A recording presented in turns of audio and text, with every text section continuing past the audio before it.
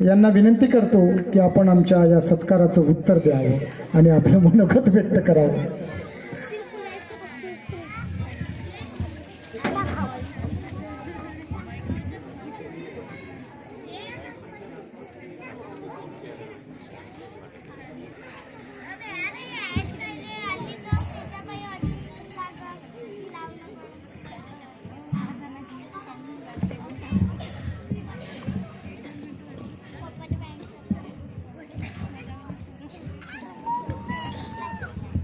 Hello, उपस्थित सर्व बनवाडी येथील सर्व नागरिक बंधूंनो, बनवाडी आणि परिसरातील रुई पांजरी वगैरे या विविध गावावरूनही मंडळी आलेली आहे, ज्यांच्या नावावर हे विहार आहे। बनते जी हिंदी बात करूँ कि मराठी चले? अच्छा चलेगा। तो हाँ, भंतेजीच्या नावाने ते विहार आहे आणि भंतेजी आता 85 किती म्हटलं वय 89 आता 90कडे वाटचाल सुरू आहे आणि इतक्या ताकदीनं ते म्हणजे जापानपासून तर नागपूरपर्यंतचा त्यांचा प्रवास मी जवळपास त्यांना 80 पासनं ओळखतो। 80 पासनं यासाठी ओळखतो की त्यांनी आत्ताच उल्लेख केला की मी ज्या चळवळीत कांशीरामजींच्या चळवळीत बहुजन समाज पार्टी DS4 आणि बॉम्बसेफमध्ये काम केलं, त्या चळवळीचं मुखपत्र बहुजन नायक जे होतं आणि ती जी प्रेस होती त्या प्रेसचं उद्घाटनच मुळात 81ला भंतेजींच्या हस्ते झालाय। म्हणजे भंतेजींनी त्या प्रेसचं उद्घाटन केलं। त्यानंतर सुवर्ण महोत्सवी वर्ष धम्मदीक्षेचा 1981ला होता। ते चंदीगडला आत्ताच भंतेजी बोललेत की चंदीगडचं 14 ऑक्टोबर 1981चं राष्ट्रीय अधिवेशन, त्या अधिवेशनाला भंतेजी गेस्ट म्हणून होते। भंतेजीचा आणि मान्यवर कांशीरामजींचा खूप जवळचं नातं होतं। भदंत आनंद कौशल्यान ज्या दीक्षाभूमीवर होते त्याच दीक्षाभूमीचे आता सध्या भंतेजी त्या स्मारक समितीचे अध्यक्ष आहेत। भदंत आनंद कौशल्यान हे सुद्धा कांशीरामजींच्या कार्यक्रमाला अध्यक्ष म्हणून उपस्थित होते आणि आता त्यांनी तो उल्लेख केल्याप्रमाणे की कांशीरामजीवर बरेचदा असं बोलल्या जायचं आणि जेव्हा त्यांनी अंबाझरीच्या खुल्या मैदानावर 29, 30, 31 डिसेंबर 83 आणि 1 जानेवारी 84ला BRC म्हणजे बुद्धिस्ट रिसर्च सेंटरचं अधिवेशन घेतलं, तेव्हा त्यांना पहिल्यांदा एक प्रश्न केला गेला होता की काय कांशीरामजी बौद्ध आहेत? तेव्हा आनंद कौशल्यांजींना प्रश्न विचारला होता की कांशीरामजी हे पंजाबचे आहेत, सांबार आहेत आणि त्यांच्या कार्यक्रमाला तुम्ही बौद्ध धम्मगुरू म्हणजे जागतिक कीर्तीचे तुम्ही धम्मगुरू आणि तुम्ही त्यांच्या कार्यक्रमाला जाता। ते म्हणाले की मी कार्यक्रमाला जातो आणि त्या कार्यक्रमातून याचं उत्तर देईल। आणि भंतेजी त्या कार्यक्रमातून बोलले की कारण पंजाबच्या ज्या जिल्ह्यातले कांशीरामजी होते त्याच जिल्ह्यातले भदंत ते आनंद कौशल्यांजी होते। ते म्हणाले की मैंने जो देखा सर से लेकर तो पैर से सर तक इनके हाथ पैर और पूरा दिमाग बौद्ध है और मैंने देखा उनको बुद्धिस्ट है। मित्रांनो, हा एक भाग। मी या गावातून काही जुन्या आठवणी थोडक्यात मी काही शेअर करू इच्छितो। या अगदी विहाराच्या मागे माझं बालपण गेलं। याच गावात आता आमच्या त्या मानपत्रामध्ये ज्या चर्चा केल्या की गोठ्यांमध्ये आमच्या शाळा भरायच्या, आता ती छोटीशी बिल्डिंग आहे ती आता मोडकळीस आली। झाडे परिवाराच्या त्या गोठे होते आणि त्यात आम्ही शाळा शिकायची. इथं कदाचित माझ्या वर्गातला एक असू शकतो, जर असेल तर विठ्ठल राऊत आहे, जर असेल इथे तर तो माझ्या वर्गातला, कारण दिगंबर वगैरे हे सर्व मरण पावले आहेत. म्हणजे माझ्या वर्गात जे शिकणारे. आणि फुलदेले परिवारातल्या माया, आशा, ती लाली, दिवे वगैरे, तर ही मंडळी हे सर्व माझ्या वर्गातली त्यावेळेची. आणि त्यानंतर आम्ही, म्हणजे आश्चर्य हे की या गावात 4थीच्या पुढे शाळा नव्हती, म्हणून आम्हाला शंकरपूर बोडकीला इथून जवळपास 15-16 किलोमीटर जाणे होईल. म्हणजे 8 ते 9 किलोमीटर जायचं आणि 8 ते 9 किलोमीटर यायचं. आम्हाला त्यावेळेस शंकरपूर बोडकीला शाळा शिकावी लागली. आणि आता इथं मोठ्या शाळा झालेल्या आहेत. मित्रांनो, त्यावेळेचे आणि आजची स्थिती पाहिली, त्यावेळेस जातीच्या नावाचा उल्लेख केला जायचा, आता आडनावांचा उल्लेख होतो. ह्या 50 वर्षातली 40 वर्षातली परिवर्तनं बघा. म्हणजे वेगवेगळ्या जातीचे, वेगवेगळे धर्माचे असे वेगवेगळे कार्यक्रम व्हायचे. परंतु काल परवा याच गावात बिरसा मुंडांचा कार्यक्रम झाला. त्यावेळेस 2-3ही समाजाचे, 2-3ही धर्माचे लोक एकत्र येऊन सामूहिक कार्यक्रम केला. आजचाही कार्यक्रम त्याच पद्धतीचा, इथं जो सत्कार समारंभ झाला तोही त्याच पद्धतीचा आहे की त्या सर्व विविध जाती धर्माची मंडळी एकत्र येऊन सामूहिक याला एक रूप देते. म्हणजे आधी जसं आता इकडे 9-10 परिवार आहेत, म्हणजे बौद्ध समाजातले, ज्याला पाटील आहेत, मानकर आहेत, फुलदेले आहेत, शेवडे आहेत, कांबळे आहेत, कुत्तरमारे आहेत, दिवे आहेत, ढेंगरे आणि बुरबुरे, हा जो परिवार यात ह्या बौद्ध समाजातला इकडचे परिवार आहेत. त्या पद्धतीचं इकडे मग ते वलके असो, सयाम असो, सलामे असो की तुंबडाम असो, तिकडे आदमने असो, तिडके असो, वलके असो, तर ही विविध बोटरे असो, तर ही विविध, आत्ता मी हे आडनावं घेतली. त्यावेळेस आडनावं नाही घ्यायचे, त्यावेळेस ह्या जातीचा उल्लेख केला जायचा. म्हणजे तिडके आता नाही, मग काय म्हणायचं, ते नारायण कलार, म्हणजे या पद्धतीनं त्या उल्लेख केला जायचे. नंतर आता आडनाव.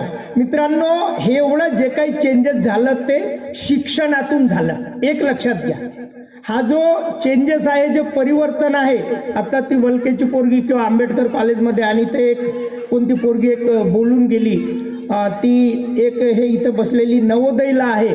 म्हणजे फार मोठं प्रेरणा आहे की नवोदयला गेलेली पोरगी, म्हणजे 12वी पास झालेली, ती आता 10वी एक चांगली मेरिटमध्ये आलेली, 81% घेतलेली. तर ही सर्व 2 याच समाजातल्या इंजिनियर झालेल्या तुंबडाम परिवारातल्या पोरी आहेत.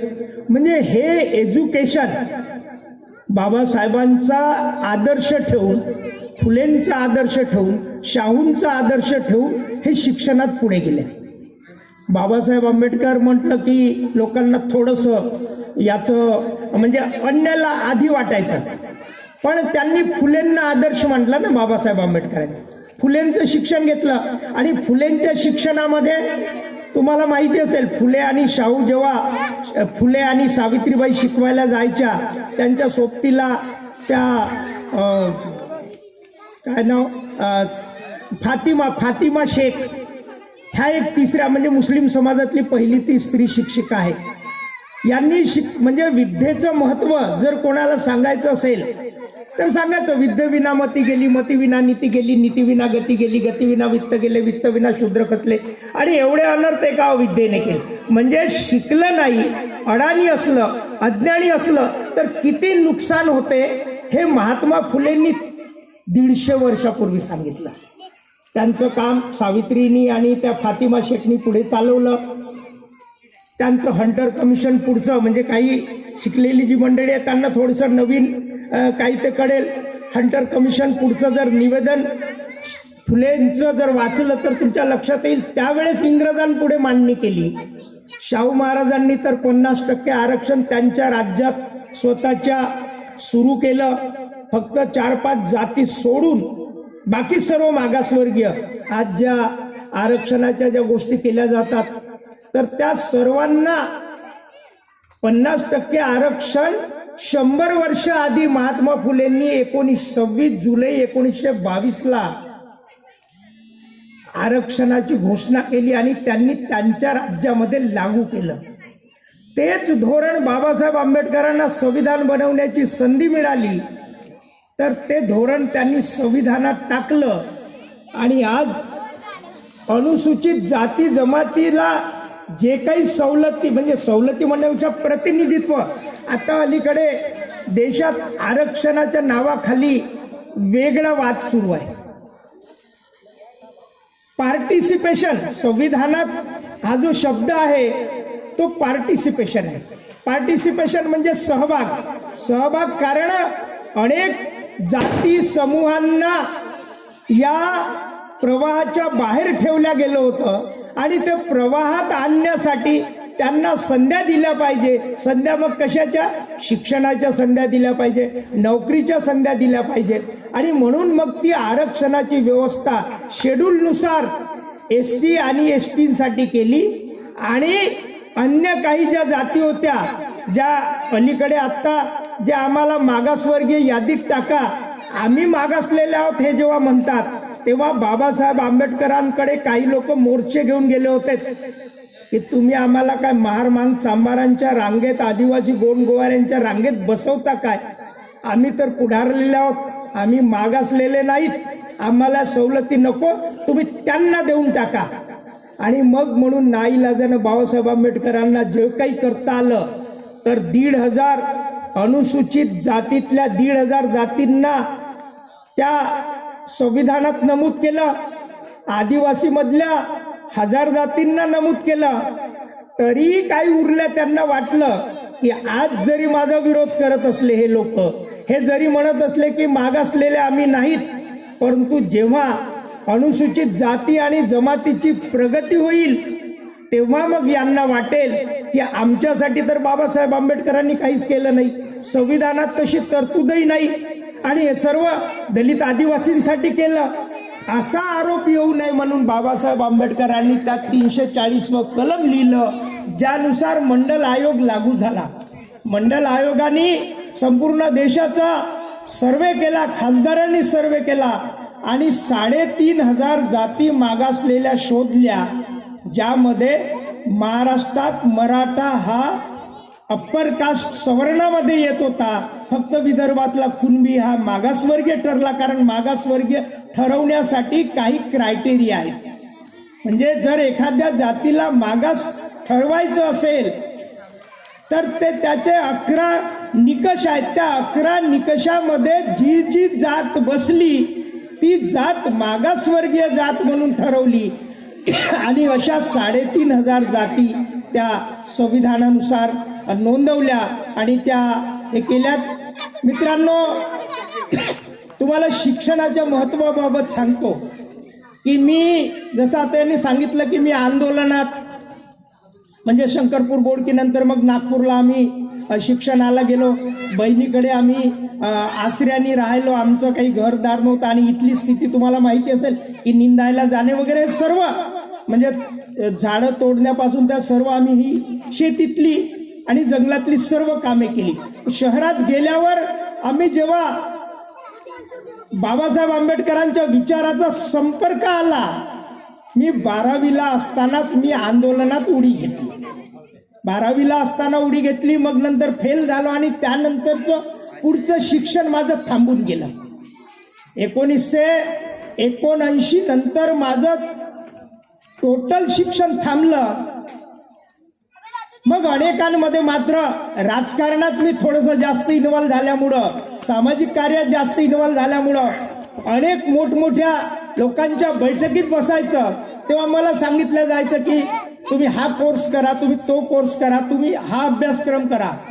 मला तेव्हा लाज वाटायची कारण मी तेव्हा ग्रॅज्युएट नव्हतो. आणि 30 वर्ष होऊन गेली. 34 वर्ष झाल्यावर 35व्या वर्षी मी ठरवलं, म्हणजे शिक्षणात 35 वर्षाच्या खंडानंतर मी ठरवलं की मी आता शिकलं पाहिजे. आणि मग यशवंतराव चव्हाण मुक्त विद्यापीठातून मी 1917ला 2017ला मी मुक्त विद्यापीठातून पहिली पदवी घेतली. आणि 17ला पदवी घेतल्यानंतर मग मात्र थांबलो नाही. मग 19ला बाबासाहेब आंबेडकरांच्या नावाने MA डॉक्टर आंबेडकर विचारधारेत मी 19ला पदव्युत्तर झालो. त्यानंतर आंबेडकर बुद्धिस्ट तत्वज्ञान नागपूर विद्यापीठात MA बुद्धिस्ट मध्ये 21ला झालो आणि 23ला मी पालीमध्ये MA केलं. त्यानंतरही मी थांबलो नाही. त्यानंतर मला वाटलं की आता 4 डिग्र्या 5 डिग्र्या झाल्यावरही सर्वात मोठी जे डिग्री असते, इथं आमचे डॉक्टर गाडबैल बसलेले आहेत. आता मला तर डॉक्टर म्हणजे ते याचे डॉक्टर आहेत, वैद्यकीय क्षेत्रातले डॉक्टर आहेत. मलाही वाटायचं की आपणही डॉक्टर झालं पाहिजे आणि डॉक्टर बनण्यासाठी PhD करता येतं. एखाद्या विषयात तत्वज्ञानात PhD करता येतं. अच्छा अच्छा अच्छा बरं, अच्छा यांचे काका आहेत, बरं ठीक आहे. हा तर अच्छा, म्हणजे ते पण डॉक्टर आणि हे पण मुलगा पण डॉक्टर आहे. वकील, डॉक्टर, इंजिनियर, प्राध्यापक ही मंडळी आपण पाहतो. तर मी या विचारधारेतला डॉक्टर व्हावं, तत्वज्ञानात डॉक्टर व्हावं म्हणून मी रजिस्ट्रेशन केलं. आणि 1.5 वर्ष झालं माझं नागपूर विद्यापीठात या विषयावर माझं PhDचं काम सुरू आहे. मित्रांनो, मी ज्या वेळेस शिकलो, मी इथं मनोहर पाटील आहेत का? नाही, हा, मी मनोहर पाटीलला बोललो होतो, कारण आपल्या बनवाडीतले पहिले पदवीधर जर कोणी असतील तर मनोहर पाटील ते पहिले पदवीधर आहेत या बनवाडीतले. म्हणजे जगदीशचे मोठे भाऊ आहेत, म्हणजे मोठ्या वडिलाचा मोठा मुलगा. तर ते पहिले ग्रॅज्युएट आहेत. त्यावेळेस मला वाटायचं की आपल्या गावातला एक ग्रॅज्युएट झाला, कारण मी तर मला लाज यायची, कारण मी तर ग्रॅज्युएटच नव्हतो. तर ग्रॅज्युएट झाला तर आपण वाटलं सत्कार केला पाहिजे असं त्यावेळेस मला वाटलं होतं. या निमित्तानं आता आपल्या गावात मानकर परिवारात वकील आहेत, म्हणजे अजून तर असे विविध फील्डमधले लोक, आता काही आता चरण ते आमचा मुलगा शिक्षक आहे म्हणजे उईके. तर विविध फील्डमध्ये गेलेले एक चांगली मंडळी. आता इंजिनियर तर अनेक आहेत, म्हणजे इंजिनियर आता आमच्याच परिवारात 2-3 इंजिनियर आहेत, इकडे तुमळा परिवारातही आहेत. मित्रांनो, हे सर्व मी सांगण्याचं तात्पर्य हे आहे की एज्युकेशनमध्ये आपण मागे राहू नये. एज्युकेशन करत असताना सामाजिक, धार्मिक जे काही काम करता आलं ते करावं. मी पुस्तक प्रेमी जास्त आहे. मला कोणताच दुसरा व्यसन नाही, मला पुस्तकाशिवाय दुसरं व्यसनच नाही. मी आजपर्यंत सुपारी खाल्लेली नाही, पानठेल्यावर कधी उभा राहत नाही, कारण पानठेल्यावर एखाद्या वेळेस खूप झाली खायची इच्छा तर इलायची लवंग, परंतु तेही पोचट असते म्हणून मी इलायची लवंग पण ते घेत नाही.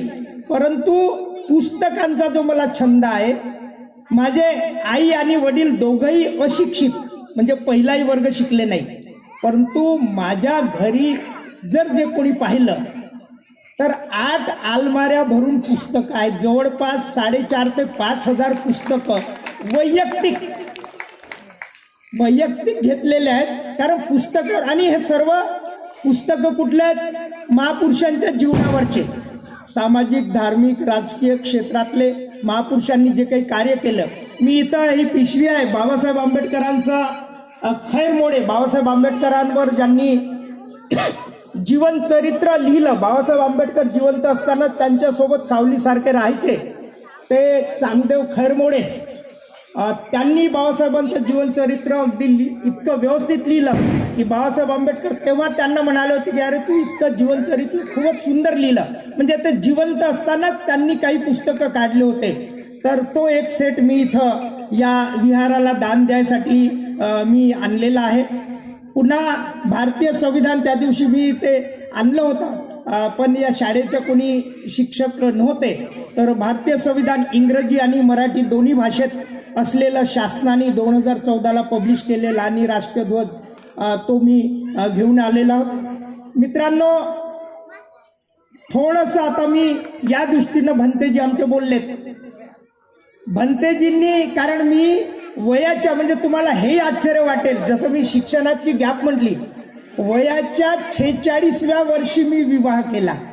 तोपर्यंत विवाह करायचा नाही हेच ठरवलं होतं आणि सामाजिक धार्मिक राजकीय काम करावं आणि मग जर करायचाच तर अशा व्यक्तीशी करायचा की आपण जर महापुरुषांचे उदाहरणं देतो तर आपल्यातला एखादी गुण तर महापुरुषातला एखादी पर्सेंट आपल्यात कुठेतरी उतरलं पाहिजे. आपण इतरांचं, म्हणजे शिवाजी पैदा व्हावा पण बाजूच्याच्या घरी, माझ्या घरी नाही, ही जी भूमिका आहे तसं होऊ नये म्हणून आपल्यापासून सुरुवात करावी. आणि म्हणून मी एका अपंग स्त्रीशी, म्हणजे एका अपंग कुमारिकेशी लग्न केलं आणि ती आता नागपूर जिल्हा परिषदेत शिक्षण विभागात बडे बाबू म्हणून सध्या कार्यरत आहे. आणि माझी आता ती विवाह केल्यानंतर, आणि भंतेजींनी माझा विवाह लावला. भंतेजींच्या उपस्थितीत 2005ला माझा विवाह झाला. आणि त्यानंतर मात्र, म्हणजे कालपर्यंत जे आता शेतीला भाव नव्हते किंवा आता गावात जसं तुम्ही पाहिलं तर गावात त्यावेळेस मोजक्या 1-2 सायकली होत्या. म्हणजे फुलझेले परिवार म्हणा, मानकर परिवार आणि शेवडे परिवारात एक अशा सायकली होत्या. आता स्कूटर मोजणं तर सोडा, कारा मोजणं कमी पडतील एवढ्या गाड्या, म्हणजे आता या बनवाडीत. आणि तेव्हा छोटे छोटे घरं होते, आता बिल्डिंग झाल्यात. आणि शिक्षणाची गंगा तर खूप मोठ्या प्रमाणात वाहत आहे. तर मित्रांनो, ही जी काही प्रगती झाली, फुले शाहू आंबेडकरांच्या विचारातून तुमची आमची प्रगती झालेली आहे. शासकीय स्तरावर मात्र आता प्रगती जर तुम्हाला करायची असेल, मग जे शासकीय काही स्कीम असतात, योजना असतात, आता मी त्या डायरेक्ट राजनीतीवर नाही पण 1-2 पार्ट तुम्हाला सांगतो की आपल्या जीवन मरणाचा प्रश्नच राजनीती आहे.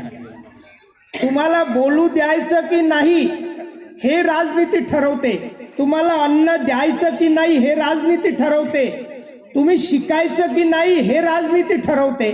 आणि एवढं सर्व राजनीतीमध्ये पावर असेल तर मग आम्ही ती राजनीती चांगल्या दिशेने केली पाहिजे. बाबासाहेब आंबेडकर मतांच्या बाबत बोलले की मत हे काही मीठ मिरची सारखे समजू नका. तुम्ही ज्या पद्धतीनं आपल्या आया बहिणींची इज्जत राखता, इज्जतीचं रक्षण करता, संरक्षण करता, त्या पद्धतीनं तुम्ही तुमच्या मतांचं रक्षण केलं पाहिजे, मतांना राखलं पाहिजे. अलीकडे काय दिसतं? अलीकडे ह्या पद्धतीनं दिसतं की आता तुम्हाला जर विचारलं की कोंबडीचा भाव काय, तर तुम्ही सांगाल 100, 200, 500. बकऱ्याचा भाव काय तर म्हणाल 5,000, 10,000, 25,000. म्हशीचा भाव काय म्हणाल ते. म्हणजे हे जनावरांचे भाव किती 2,000, 5,000 पासून पुढे लाखापर्यंत. आणि निवडणूक आली की 5 वर्षातून एखाद्या माणसाचा भाव किती ठरतो? 500 रुपये. म्हणजे एखाद्याला 500 दिले की 5 वर्षासाठी तो विकला जातो. तर ही खरेदी विक्री आपण जर फुले शाहू आंबेडकरांचे अनुयायी असो तर हे बंद झालं पाहिजे. आणि हे आम्ही बंद न केल्यामुळं काल परवापर्यंत आम्ही ज्या विचारधारेला मानत होतो, बाबासाहेब आंबेडकरांनी संविधान दिलं, बाबासाहेब आंबेडकरांना संविधान बनवण्यापासून थांबवण्यासाठी अनेकांनी त्यावेळेस प्रयत्न केले. बाबासाहेब आंबेडकरांना संविधान सभेत जाण्यापासून थांबवलं. बेंगालमधून त्या जोगेंद्रनाथ मंडलांनी निवडून पाठवलं.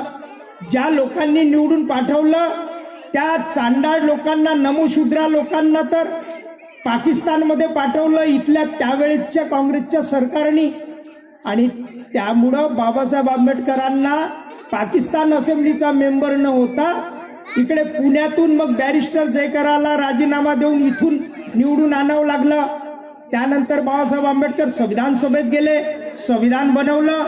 पहिल्या लोकसभेच्या निवडणुका झाल्या 52ला मुंबईतून नारायण काजोडकर नावाचा एक माणूस उभा केला आणि बाबासाहेब आंबेडकरांचा पराभव केला. 54ला भंडाऱ्यातूनही तेच केलं. आणि म्हणजे बाबासाहेब आंबेडकरांनी तुमच्या आमच्या हिताचं जे संविधान बनवलं त्या संविधानाची ऐशी तैशी करण्यासाठी मात्र त्यावेळेची सरकार यांनी काही कसूर केला नाही. आणि मग लोकांच्या लक्षात आलं की आता आपण हे बदललं पाहिजे. त्याच्यानंतर जसेही बदलवले तर हे तर देशच विकायला निघाले. यांनी सरकारी कंपन्या खाजगीला दिल्या आणि काय म्हणजे संविधानाला मग लोकशाहीला धोके, तुम्हा आम्हाला लोकशाहीपासून वंचित करण्याचं काम त्यानंतरच्या सरकारने केलं. आणि म्हणून तुमची आमची जबाबदारी आता मोठी आहे. तुमची आमची जबाबदारी आता मोठी आहे. तथागत बुद्धांनी सांगितलं आहे. तथागत बुद्धाचा मार्ग काय आहे? आत्मदीपभव, स्वतःचा दीपक तुम्हाला स्वतःच व्हायचा आहे. तुमचा दुसरा कोणी मार्गदाता नाही. आणि तुम्ही तुमच्या सतसत विवेक बुद्धीला जे पटते ते तुम्ही योग्य रीतीनं केलं पाहिजे. आणि हे जर केलं तर आपण ज्या त्रिशरण पंचशील घेतो, आता इथं अन्य समाजातली मंडळी, आता 2 गोष्टी सांगतो. त्रिशरण पंचशील घेताना बऱ्याचशांना असं वाटतं की हे काहीतरी बौद्धांसाठी काहीतरी वेगळंच भानगड आहे. हे काहीतरी बौद्धांची वेगळी वंदना आहे, प्रार्थना आहे आणि त्यांच्यासाठी आहे. पण हे मानव जातीसाठी आहे हे कोणी समजूनच घेत नाही. त्रिशरण पंचशील, त्रिशरण म्हणजे 3दा शरण जाणे. बुद्ध, धम्म आणि संघ. बुद्ध म्हणजे बुद्धिवादी, बुद्धीनं विचार करतो तो बुद्ध. धम्म म्हणजे सदाचारावर चालणारा. संघ म्हणजे भिक्षू संघ, ज्या सन्मानगावर आरूढ आहे. यांना आम्ही वंदन करतो, यांचं आम्ही स्मरण करतो.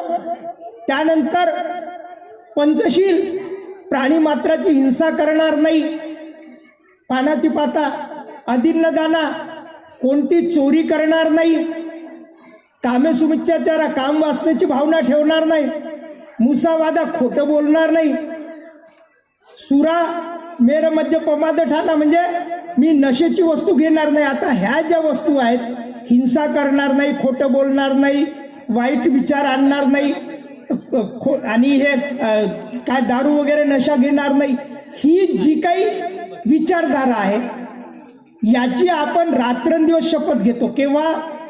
पोरगा झाला तरी शपथ, घर बांधलं तरी शपथ, त्याचं लग्न झालं तरी शपथ, आणि तो मेला तरी शपथ. म्हणजे हे चिरकाल सत्य आहे. बुद्धाचं तत्वज्ञान हे चिरकाल आहे. आणि हे तत्वज्ञान आपण रात्रंदिवस मानतो. हे काही बौद्धांसाठी आहे का? हे तर मानवी कल्याणाचं आहे. दारू पिल्यानं नुकसान होते, खोटं बोलल्यानं नुकसान होते, बरोबर आहे, चोरी केल्यानं नुकसान होते, हे सर्व आम्हाला माहिती आहे. मात्र हे जोपर्यंत आम्ही समजून घेत नाही. बरं, आता प्रश्न आहे की आम्ही रात्रंदिवस म्हणतो ते पाली भाषेत असते. अडचण ती आहे की हे पाली भाषेतून म्हणतो म्हणून अन्य समाजाला, इतर समाजाला असं वाटतं की हे यांचं काहीतरी आहे, हे आमचं काही नाही. आणि म्हणून यानंतर लक्षात ठेवावं की आम्ही त्रिशरण पंचशील जर पाली भाषेतून म्हटलं तर काही हरकत नाही. मी अनेकदा लग्न लावत असताना मी त्याचा एक एक अर्थ पालीतून म्हटलं की त्याला मराठीतून किंवा हिंदीतून तोही त्याचा अर्थ समजून सांगत असतो. तोही आपण जर समजून सांगितला तर नक्कीच लक्षात येईल की हे सर्वांच्या कल्याणाचं आहे. आणि म्हणून जनतेच्या कल्याणाचं, जगाच्या कल्याणाचा हा विचार भारतीय लोकशाही आहे. कारण गणराज्याचे निर्माते, जागतिक गणराज्याचे, जागतिक लोकशाहीचे निर्माते जर कोणी असतील तर ते तथागत बुद्ध आहेत. तथागत बुद्धाचं गणराज्य होतं. लोकशाही पद्धतीनं ते राज्य चालवायचे. आणि म्हणून जेव्हा आपला ते अजातशत्रू बुद्धाकडे आलेत आणि ते म्हणालेत की मला यांना जिंकायचं, यांच्यावर राज्य करायचं आहे, तर तेव्हा तथागत आणि आनंद यांच्यात संवाद करून ते सांगतात की काय आनंदा, ते म्हणजे त्याला कालामसुत्त म्हणून जे नाव आहे, काय ही मंडळी दररोज एकत्र येते, होय म्हणते. काय एकत्र येऊन एकत्र विचार करतात, होय म्हणते. काय हे विचार केलेला अंमलात आणतात, होय म्हणते. काय ज्येष्ठांचा सन्मान करतात, होय म्हणते. काय महिलांचा सन्मान करतात, होय म्हणते. जोपर्यंत काय वृद्धांचा सन्मान करतात, होय म्हणते. जोपर्यंत ही मंडळी ज्येष्ठांचा सन्मान करतील, महिलांचा सन्मान करतील, घेतलेला निर्णय अंमलात आणतील आणि बोले तैसा चाले म्हणजे जसे वागतील तसेच बोलतील, या पद्धतीचं जर ते असतील तर यांना कोणी पराजित करू शकत नाही, कोणी हरवू शकत नाही, असा संदेश तथागतांनी त्या वेळेत जो दिला, त्या तथागताच्या त्या विचाराला मी स्मरण करतो. आणि आपण या ठिकाणी मी ह्या 2-3 गोष्टी ज्या सांगण्याचा प्रयत्न केला. मित्रांनो, तथागताचा जो शेवटचा एक विचार आहे, मी ते थोडं कन्फ्युजन झालं कालामसुत्त आणि त्या यामध्ये. तर आर्य अष्टांगिक मार्ग म्हणजे बुद्धाचा जो 4 आर्य सत्य आहेत आणि आर्य अष्टांगिक मार्ग म्हणजे दुःखमुक्तीचा मार्ग आहे. आणि दुःखमुक्तीचा मार्ग तथागत बुद्धाचा जो आहे तो दुःखमुक्तीचा मार्ग आपले भंतेजी, कारण इतक्या आता एवढे ज्येष्ठ होऊनही ते तुमच्या आमच्या प्रचारासाठी, तुम्हाला तथागताचा विचार सांगण्यासाठी आजही ते आपल्या जीवाची पर्वा न करता, म्हणजे देश सोडून जापानवरून इथं भारतात आले आणि संपूर्ण हयात ते इथं घालवत आहेत आणि ते काम करत आहेत.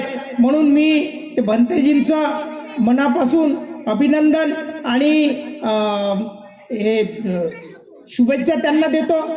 मित्रांनो, आपण सामाजिक, धार्मिक, राजकीय काम करत असताना तुमच्यात तेवढी ती डेअरिंग असली पाहिजे, तुमच्यात तेवढा कॉन्फिडन्स असला पाहिजे की आपण जे काही करतो, जे काही बोलतो आहोत ते योग्य दिशेनं आहे आणि त्या दृष्टीनं आपण काम करत राहावं. मला या ठिकाणी कारण आता यानंतरचाही जो कार्यक्रम आहे म्हणजे भोजनाचा कार्यक्रम आहे आणि तसा थोडासा 1-1.5 तास कार्यक्रम उशिरा सुरू झालेला आहे. आमचे त्यावेळेसचे आता एक खुशालजी बुरबुरे आले तर नाही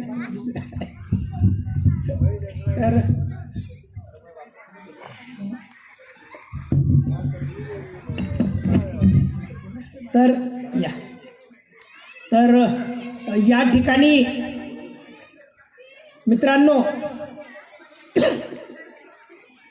मी आता या ठिकाणी आता कारण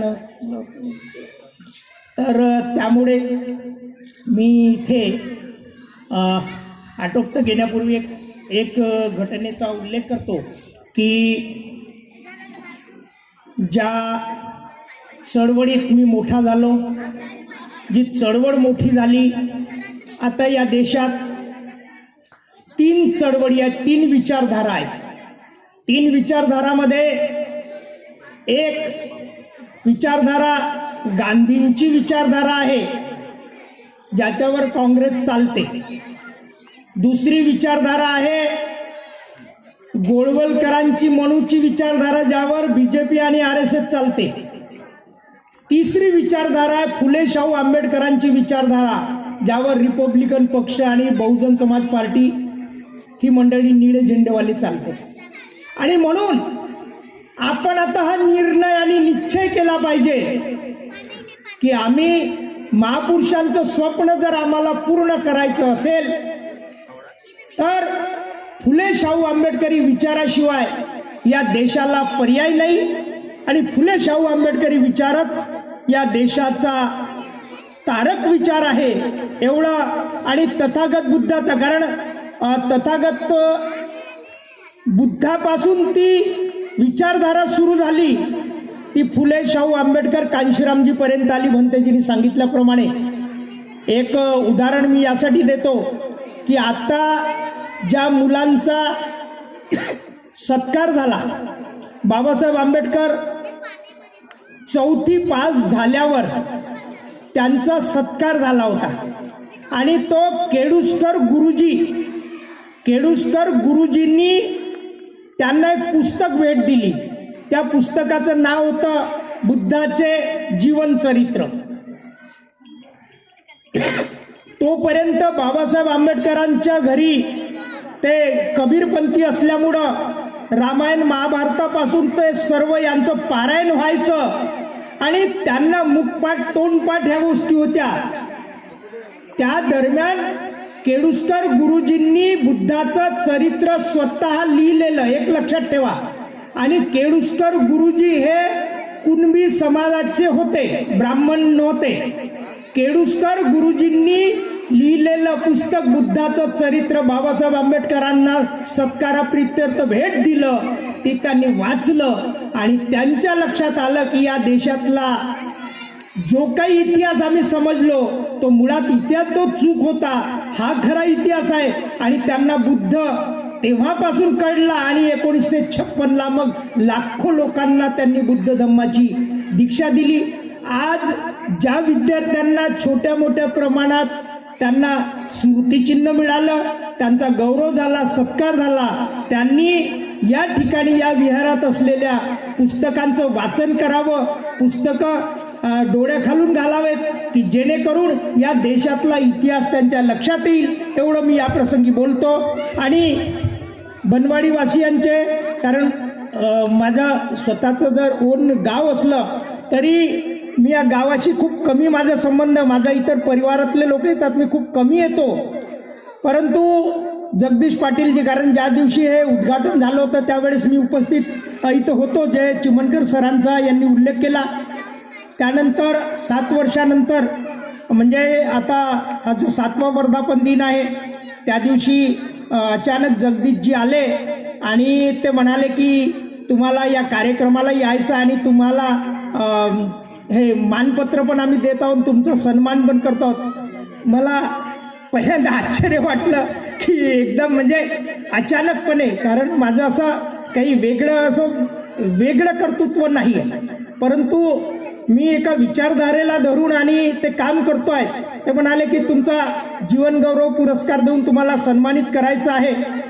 आता मला जी काही ओळखणारी मंडळी आहे, म्हणजे मी माझ्या घरात म्हणजे पहिल्यांदा सांगितलं की शिक्षणाचा अही माहीत नव्हता, त्या परिवारातला मी 4-5 डिग्र्या घेतल्या.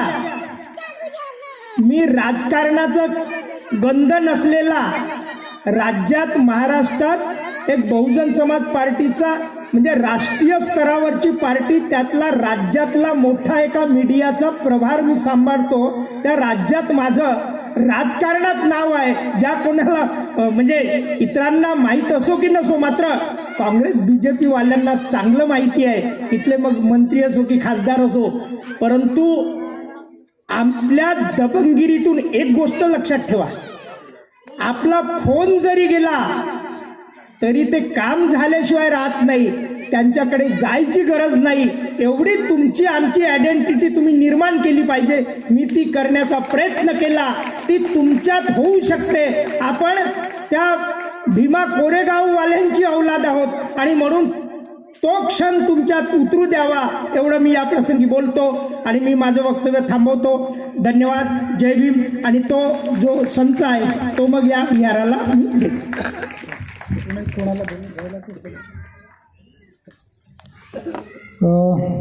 गंगूबाई फुलझेले आणि अन्नपूर्णाबाई एक बाबासाहेबांच्या चरित्राचा एक संच तुम्हाला देऊ इच्छितात, तो तुम्ही घ्यावा. या दोघे जणी.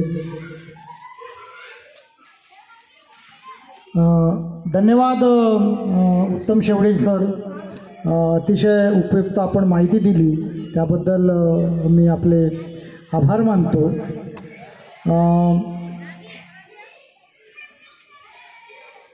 हे आपण स्वीकारावं आणि परत हे सगळं जमवण्यामध्ये दोघ्या बायांचा मोठा वाटा आहे. तर भंतेजीच्या हस्ते आम्ही यांचा सत्कार करतो. 2 शाल घ्या तिथून. गंगूबाई फुलगेले आणि अन्नपूर्णाबाई बुरबुरे या दोघीही कधी म्हाताऱ्या न होणाऱ्या बाया आहेत आमच्या गावातल्या. बाकी आमच्या तरुण पोरी तर ह्या म्हाताऱ्याच झाल्या, काही कामच नाही यायले. घ्या सत्कार द्या, 2 शाल द्या, पुष्प द्या, घे ना लवकर. दे बंतेजीच्या हातात.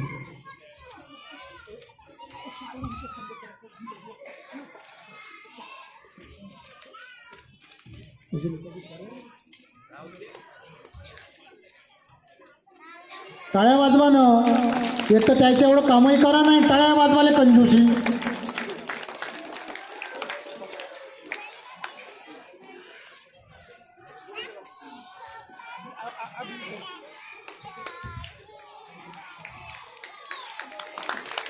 यानंतर हुडकेश्वर बुजुर्गवरून एक पोलीस पाटील आलेले आहे, संदीप वैद्य. त्यांचंही आम्ही शाल देऊन स्वागत करतो. संदीप वैद्य कुठे आहेत, त्यांनी यावं.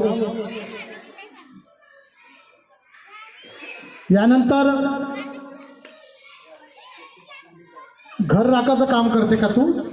पोलीस पाटील बोललो असेच कामं करशील का?